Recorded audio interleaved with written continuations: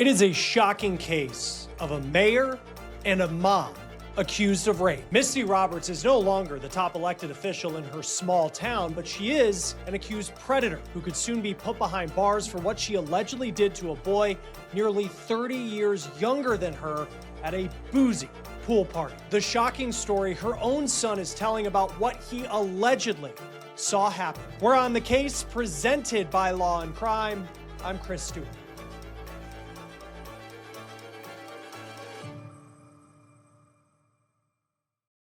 Hey guys, thanks so much for following this episode of On the Case with us. And we're able to bring you this story because of our incredible partner, Morgan & Morgan. There is a reason why this show, On the Case, is one of the top true crime shows on YouTube.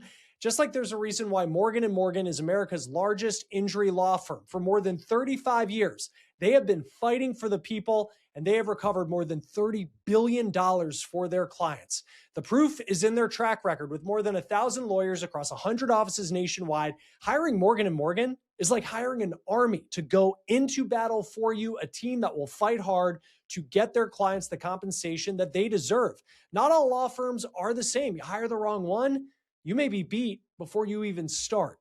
If you are ever injured, you can check out Morgan & Morgan, and their fee is free unless you win. For more information, you can go to forthepeople.com/OTC. You can click the link below or scan the QR code on your screen. Sexual predators don't have one description. They can come from all different backgrounds and they can be all different ages. And this story truly is an example of that. And the person at the center of this story is the once mayor of DeRidder, Louisiana. Her name is Mayor Misty Roberts. She's a divorced mom of two who allegedly took advantage of a 16-year-old boy at a pool party in 2024. Now, she is fighting these accusations hard. She has pleaded not guilty, and she is innocent until proven guilty. But prosecutors are stacking a case against her that includes the words of her own family members, including her own son, when she signed a proclamation making April of that year Child Abuse Awareness and Prevention Month. So you can see that this came as a shock to the people of this community that their own mayor, a two-term mayor, by the way, would be accused of something so horrific. Let's break down what allegedly happened on a hot summer night in 2024 in Southwest Louisiana. So Roberts is actually currently on trial for this, and we've been following this closely. Louisiana, though, it's one of those states, they don't allow cameras in the courtroom, so all the details we're getting on the explosive testimony that is happening inside are coming from reporters with local media stations, including KPLC TV. So prosecutors allege that in 2024, in the summer of that year, there was this pool party at the house of then Mayor Misty Roberts. A little bit more about her. She is the first female mayor in the history of DeRidder, Louisiana. It's a town of about 10,000 people in the southwest part of that state, not far actually from the Texas border. She was elected first in 2018. She made history then, and she did well enough during that first term to keep the voters' trust, and she was elected to a second term in 2022. Roberts at home, she was a mom to two kids, both of them believed to be roughly teenage years, and they will play a big part in their mom's case. Prosecutors say that they have pictures from the party that was held at Mayor Roberts' house, and they allegedly are pictures of kids holding drinks by the pool, and the mayor, according to KPLC TV, is in a bikini with her alleged victim by her side. Now, there are allegedly text messages between Roberts and her son where she asks the teenager what he wants for alcohol at this party. So giving booze to kids at a party when they're underage, it's not something you would expect from an elected official, but prosecutors say this story is so much worse than that. Robert's son has reportedly testified and gave an interview to forensic investigators after the party happened that he allegedly saw his mom having sex with a teenager at the party, and he allegedly saw it happening through a window at the house. Then, on top of that, he allegedly texted his mom, quote, "He is 17. He said that his younger sister was crying because of what allegedly was going down inside the house. Now, prosecutors say the victim was actually 16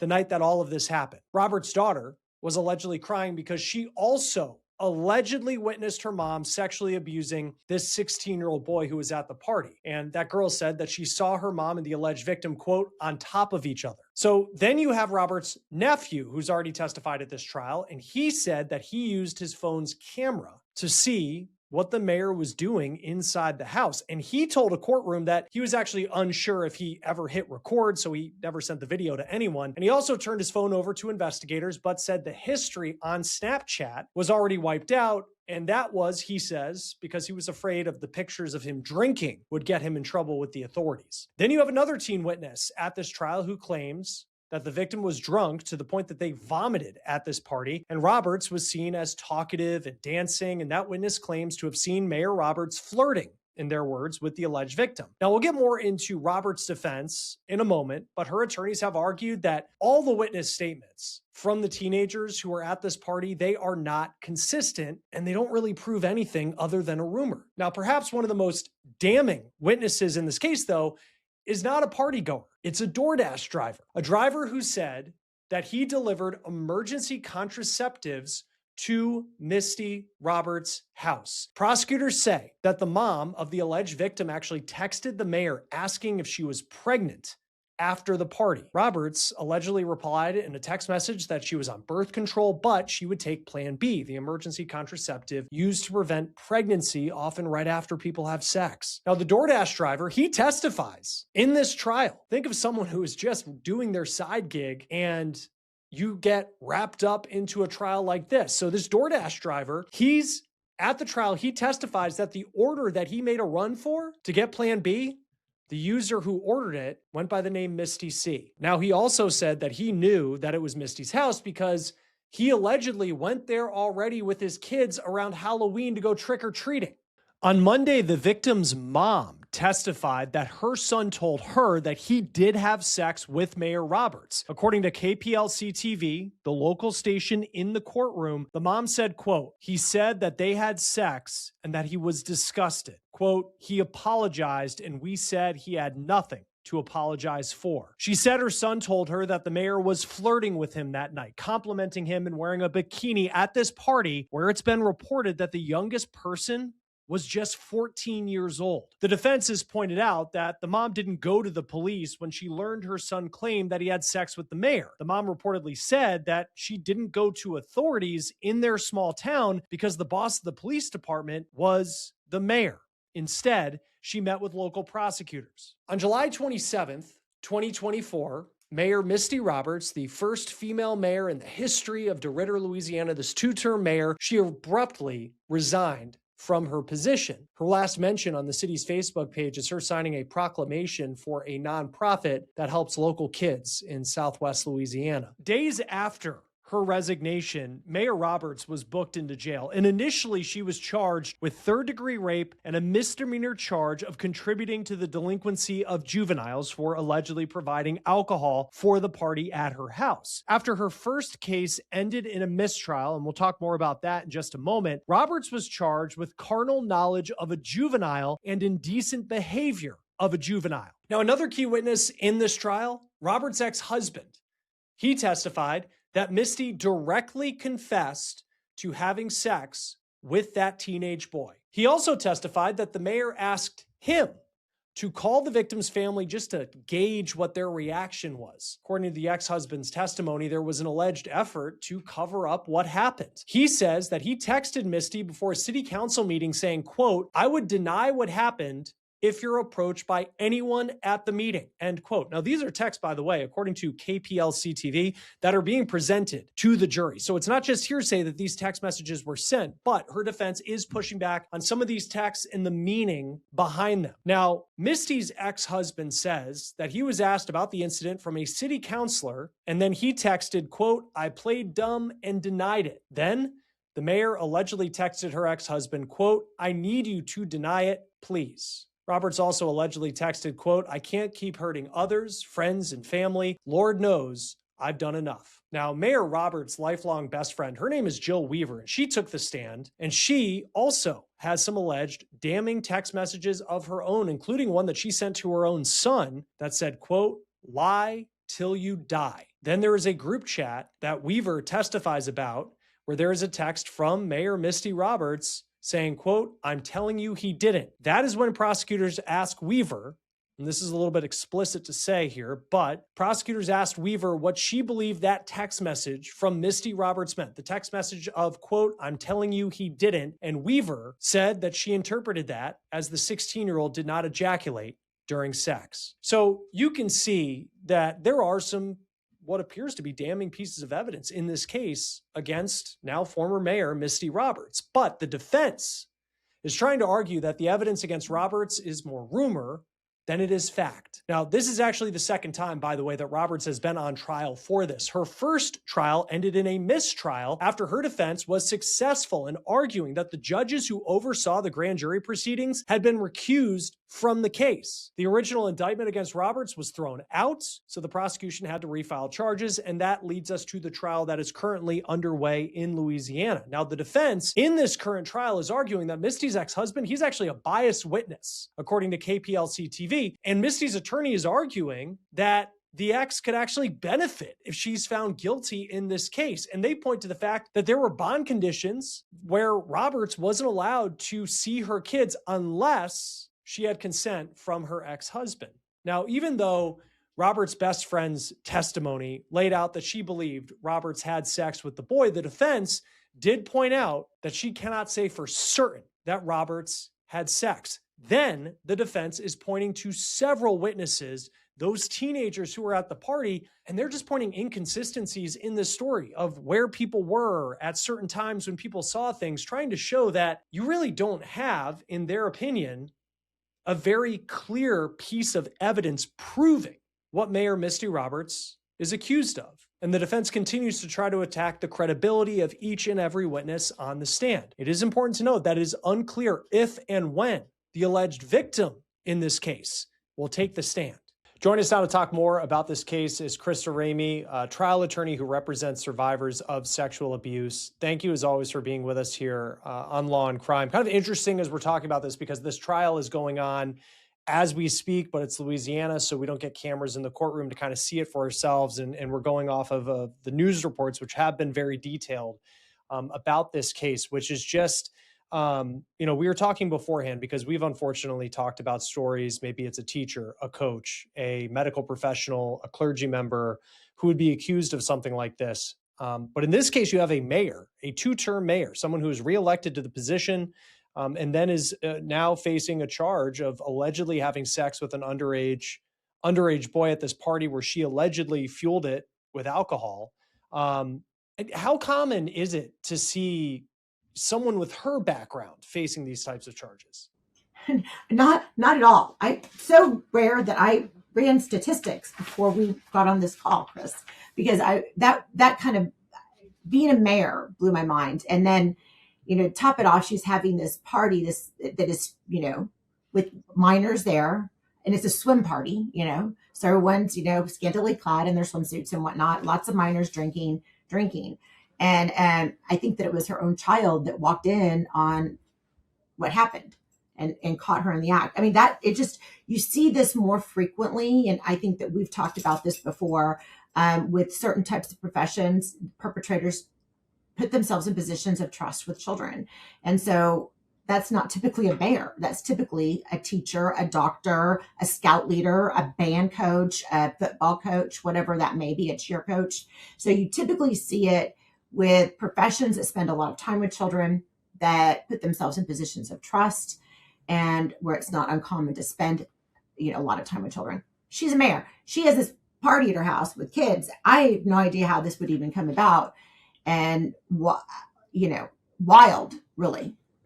Yeah, I mean, I even think, just on the alcohol part of it, which is a very minor part compared to what she's accused of in the grand scheme of things, but just that there are text messages, she's like asking her son, like, hey, what alcohol do you want for the party? And she's fueling this thing and allegedly, and then that leads to what we're talking about in terms of the major charge that she's facing.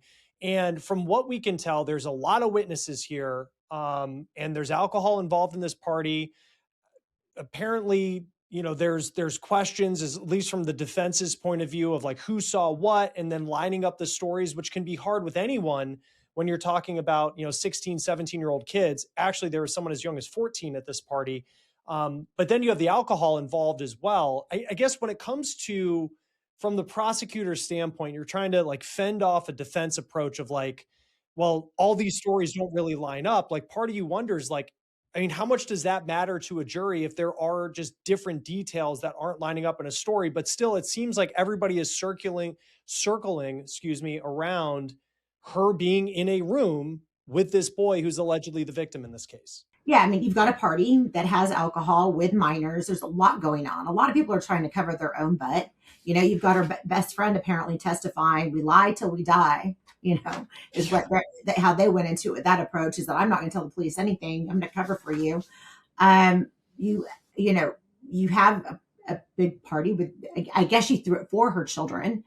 And, by the way, I grew up between the 80s and 90s. And I will admit, I went to some parties where some parents, took some liberties and allowed us to drink. And that was probably not right. But at none of these parties did I even see the parents present. They were kind of like off in the background, weren't participating. They were making sure things didn't go sideways. There were other parents there as well. So it was kind of like a supervised, like, illegal event. Right. Here, she's like in the pool with them with this bikini on.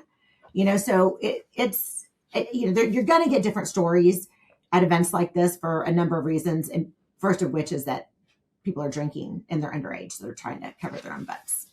Yeah. And the text messages, it does seem are very strong for the prosecution, where you had, in some ways you could look at it as an alleged cover-up, where like her ex-husband was saying like, hey, if you go to this city council meeting and someone asks you about this, like, don't say anything about it. And then you can kind of see, because it is a small town and she's the mayor, so like she does have a good amount of power in this small town, that you saw people, whether it was her friend at one point or her ex-husband, who are now kind of flipping, and from based off the testimony we're seeing that, they end up being relatively strong witnesses, it appears, for the prosecution.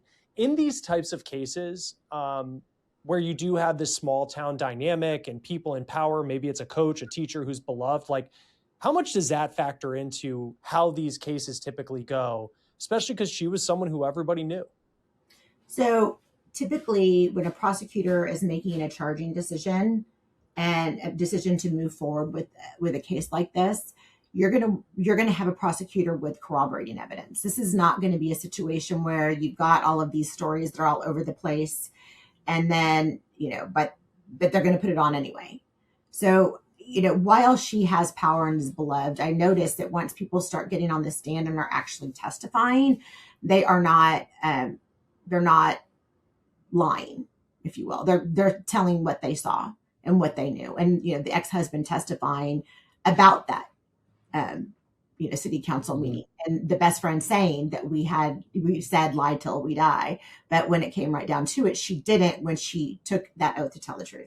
These prosecutors have interviewed these people, they've put pressure on them, and they've probably found corroborating information through text messages and whatnot that will help put that together in the case of the girlfriend and the ex-husband. So, while you had all this chaos at first, once the prosecutor and the police are doing their job and they're gathering that information, they're putting together like the digital evidence and other evidence, and it's coming together. And so they have that to corroborate what really happened. So while people might not have been honest at first or might have not remembered at first, you have that now. So I think that's why this prosecution is able to move forward. And it sounds like with a pretty strong case. And from what we've been following, the alleged victim in this story has not testified. Unclear if they will testify. His mom did, and she talked about how, he comes home and like something was wrong, and then he allegedly tells her that this is what happened, that he had sex with Mayor Roberts at this party. Frankly, he was allegedly sexually abused by the mayor at this party. Is probably the framing of it in a better way, just considering what happened. If he doesn't testify, is there still enough there to get a conviction if you're the prosecution? There is. And I think that you make some decisions being trauma informed. You don't want to re-traumatize a child if he actually is, still in that trauma right now. You've got evidence that can establish what happened to him without him telling what happened to him. You've got someone that walked in on it. Her own child walked in on it and saw it what happened. And so I think that it's not necessary in this case to put him on. If you don't need to, you might not want to. I mean, there's cases oftentimes where victims don't testify. You see this often in like domestic violence cases where a spouse will change their mind and say, no, he didn't hit me at all, I fell. And they can put together evidence enough to put forward a trial. And, here with childhood sexual abuse, oftentimes you see these cases move forward without the survivor testifying, but others testifying. And because I think too, where just kind of looking at how the defense has gone about this, and it's, trying to poke holes in every witness's story, and even to the point where they're getting specific with, I think it was her son who might have had, the most clear view of whatever happened inside of the room, and then kind of questioning of like, well, how much did you really see? Not to get graphic, but like in these cases where you are trying to prove that this person, had sex with this other person, like how specific do you need to be? Because I think from the outside, we can look and say, well, something happened in the room. Like they weren't just in the room. But I guess how specific in court does it need to get of like a witness saying, I specifically saw this, for a jury to say, I believe that she's guilty of these charges? You don't have to be so graphic as to describe, the sexual act that you saw. And the mere fact that there is skin on skin contact with an adult and a minor is alone enough to prove what they need to prove. Now, there are enhancements with penetration that you may want to get. So you may want to get those extra steps, because that then, if given a minor's age, so and if you're under the age of 14 and there's sexual contact with penetration, then that can carry with it a stiffer penalty. So there are times where you do need to get more graphic, honestly, in order to get what you want to get in terms of, the right conviction for this perpetrator and what they actually did to this child, to make sure you're reaching justice, and so that's the ultimate goal, is that justice, that you're trying to get for this particular survivor, and to make sure that this person is not doing this again, becoming registered in all the right databases, and people know what she did. Well, and because, I also just think of the fact that this was a party where, like, and I think anybody who, I remember in high school, there would be, similar situations, right? Like, it's not like, there were parents that bought booze for parties, like, especially as you get like older high school. It just happened. It wasn't my parents, but I think like everybody, there's a lot of people listening and watching that can, admit that stuff like that happened. But knowing of everything, and apparently there are pictures of her in this swimsuit with the alleged victim in this case, and like she is very much part of this party with teenagers, and she allegedly was the one who brought the alcohol.